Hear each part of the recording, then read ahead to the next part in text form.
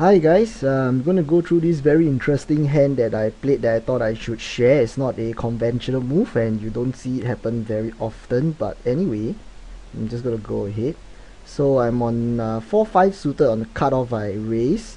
Well, it could be a little bit loose over here, but I don't think that's too big of an issue depending on cutoff. So if you take a look at button is actually very tight. Fralex over here 18-16, so this open is definitely okay. And we got two calls, so one by Frarex and one by Netty's Finest. So we actually do have some stats on Netty's Finest: 25, 19, 7.8 and 2.1k. So there's 2000 2000 overhand, so let's see what happens. And obviously we are going to see bet here. Well, the sizing here is a little bit big because I'm definitely betting 2 streets here at least, because I have the flush draw and a gut shot. So definitely looking at least 2 streets of barrels even if I get called. And Frarex folds and Net Finest pulls a check raise. So let's take a look at what this Netty's Finest has in his range. So you can see that over these 2000 hands, well, he's actually pretty tight. He's not calling that often, and if you take a look at his small blind, which is right over here, 74% fold steal, 11% call steal, and 16% re-steal. So, well, this is actually a pretty okay wide defend range, and he's calling quite a bit in a small blind, but we are not sure what he's calling. But I do actually have some reads on him, which I'm going to bring up right now. So the reads that I have on Net's Finest is that he raised a donk in position with a flush draw and a mid vulnerable pair, and he also 3-bet 8 queen of BB versus SB. So well, there's not a lot of information, but I think what it tells us here is that he's raising range is kind of not as strong as we think it is. Well, because, well, why are you raising a donk with your flush draw and mid vulnerable pair? You should be calling, right? And your big blind 8 queen off is actually a call, so he decides to 3-bet that as well. So, but of course, all these are just ideas of how he's playing. It's not related to the situation. And over here you can see that he's actually not check raising very often. He's only check raising about like what, 8% in position and 14% out of position. So I think his range here is pretty strong, okay, and not always full of bluff. So I don't mind just folding right here, because whatever is check raising here is going to be like 2 pair sets, that kind of thing. But yet we could be too pessimistic, because the reads that we have on him are somewhat loose.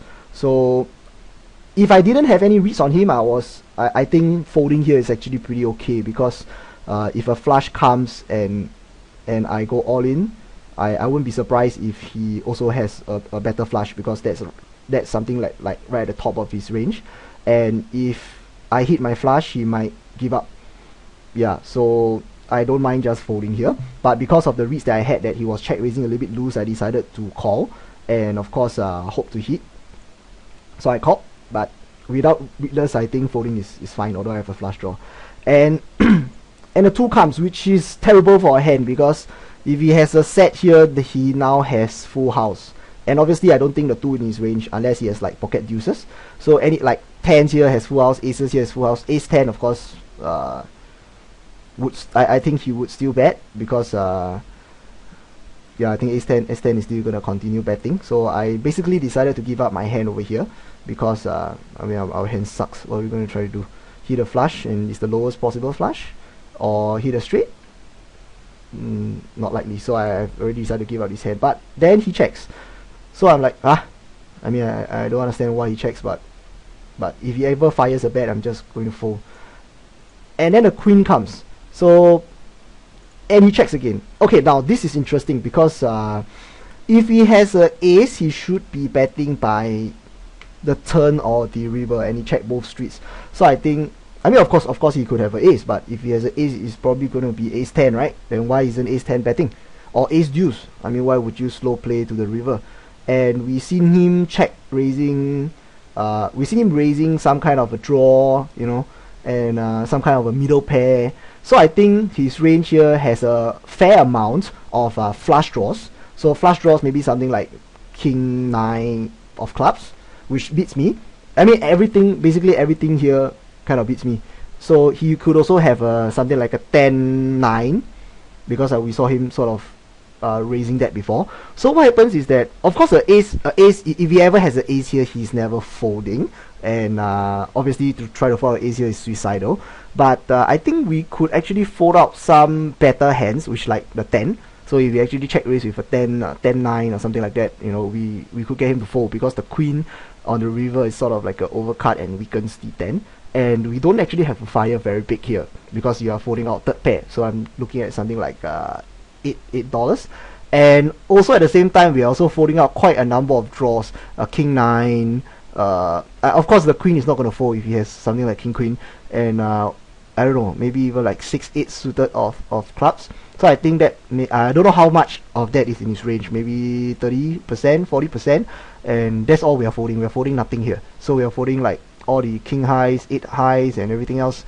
And yeah, so that's the purpose of this bet. It's not going to fold out a ace by any means. It's just trying to fold out 10 or worse.